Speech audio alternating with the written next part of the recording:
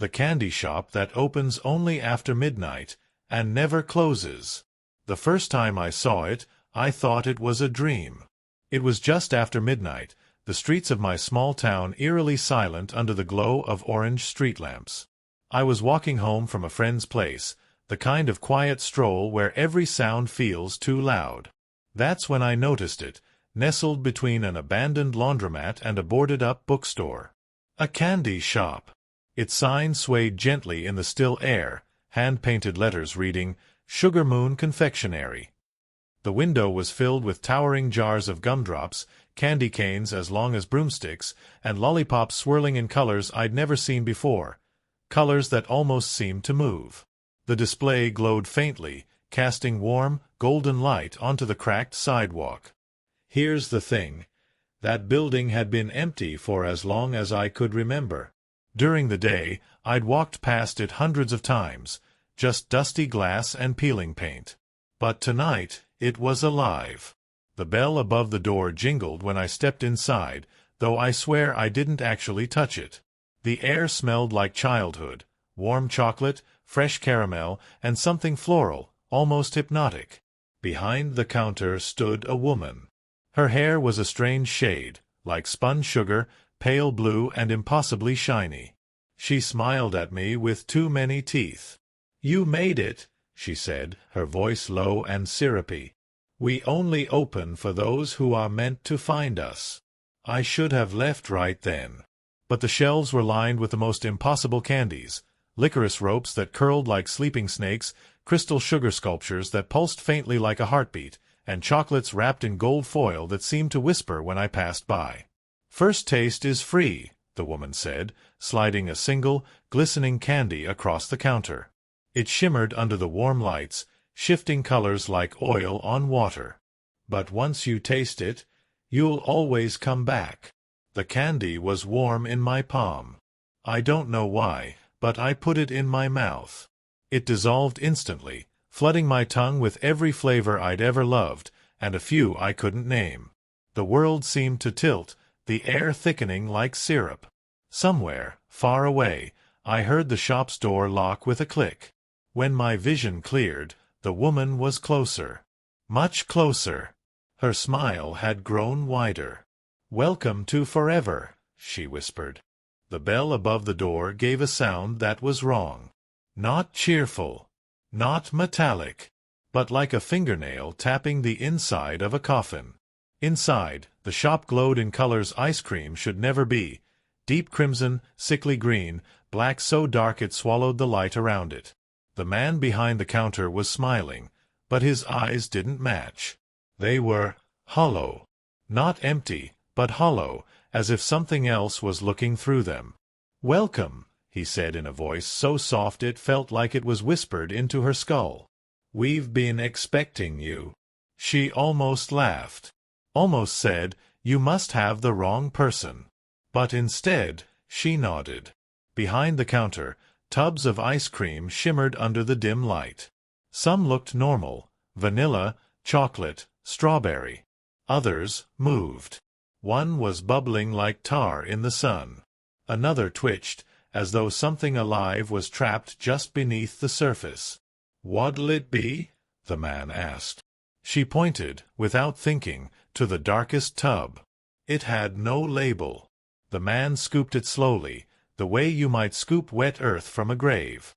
He set the cone in her hand. It was cold, too cold. The kind of cold that bites deeper than winter, straight into the bone. She took a bite. The flavor was impossible to describe. Sweet, yes, but with an undercurrent of iron. It was thick, like swallowing a memory. And then, she heard them. Voices. Dozens of them. Whispers pressed into her skull like cold fingertips. "Help us." She dropped the cone, but when it hit the floor, it didn't splatter. It pulsed, once, like a living heart. She staggered back, but the man was already leaning over the counter. His smile wider now. His eyes hungrier. "You'll be back," he whispered. "They all come back, sooner or later."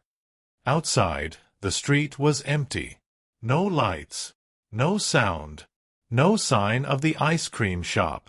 Only the cold in her bones, and the whispers, followed her home. The night air hung heavy, as if the zoo itself were holding its breath. Maya gripped the cold metal railing, eyes locked on the narrow path ahead. It wasn't on any map. It shouldn't exist. The path wound between cages that hadn't been used in years, rusted bars, doors chained shut, and signs so faded they were only ghost outlines. She felt the temperature drop with each step, her breath fogging in the beam of her flashlight. Something whispered again. Not words this time, more like a sound being made inside her head. It pulsed, rhythmic, matching her heartbeat. She wanted to turn back, but her legs kept moving. Then she saw it. A door. Not a cage door, not an exhibit gate, an actual wooden door wedged between two animal enclosures.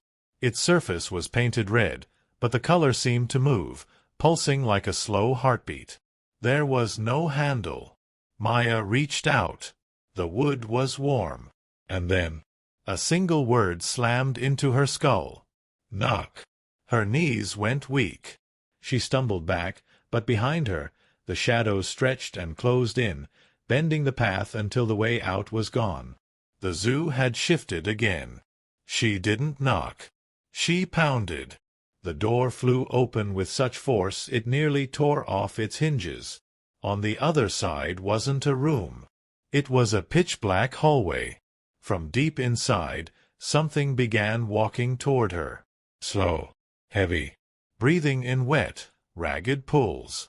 Her flashlight flickered once and went out. The breathing stopped, right in front of her face. The night was quieter than it should have been.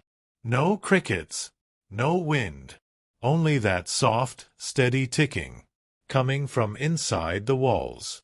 I pressed my ear against the peeling plaster. The sound wasn't mechanical. It was organic, like bones clicking together, or teeth chattering in the cold. A sudden knock, 3 sharp raps, echoed from the other side. I stumbled back, my breath catching in my throat. Then came the whisper, so faint I almost convinced myself it wasn't real. You're almost ready. The ticking grew faster. Something moved behind the wallpaper, bulging it outward, as if 100 tiny bodies were crawling just beneath the surface. The wallpaper began to split, revealing small, pale fingers, childlike, but wrong. The nails were black, sharpened into points. They didn't push through. They only scratched. Scratched in a rhythm that matched the ticking. I grabbed the only thing I could, a rusty screwdriver, and began peeling the wallpaper back, my hands trembling. The scratching stopped. The ticking stopped. And in that sudden silence, a face appeared in the gap. Too close. Too wide-eyed. Its smile stretched farther than lips should go. We've been waiting for you to hear us. Before I could scream, the wall behind me answered, ticking, scratching, whispering, all at once. The sound was everywhere. And I realized, with a sick twist in my stomach, they were in every wall. The town had fallen silent. No engines. No footsteps. Even the wind seemed to have stopped breathing. Inside my house, every shadow looked wrong. Too long, too still, too patient. I knew they were here for me now. The old clock on the wall struck 2:17 a.m. The same hour the 17 children had vanished. I heard it, a knock. Soft. Deliberate. Not at the door, but at my bedroom window, 3 floors up. I froze. The glass was black, like the night itself had pressed against it. Then a face. Pale. Wide-eyed. Mouth sewn shut with threads that shimmered like spider silk.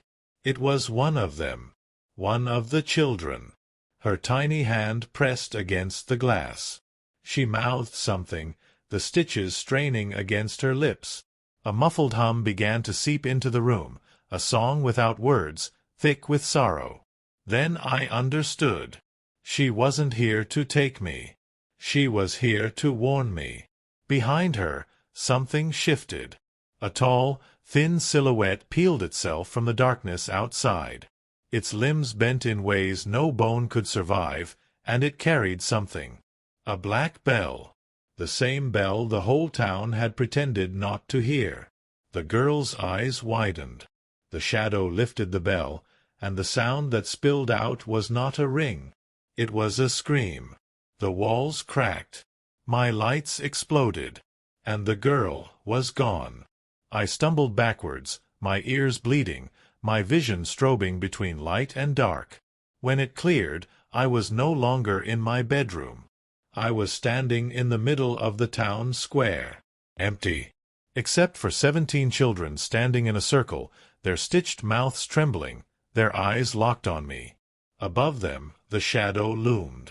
The bell swung in its grip, slower now, like it was waiting for me to join the circle. And when the bell finally rang again, I understood why the town would never sleep again.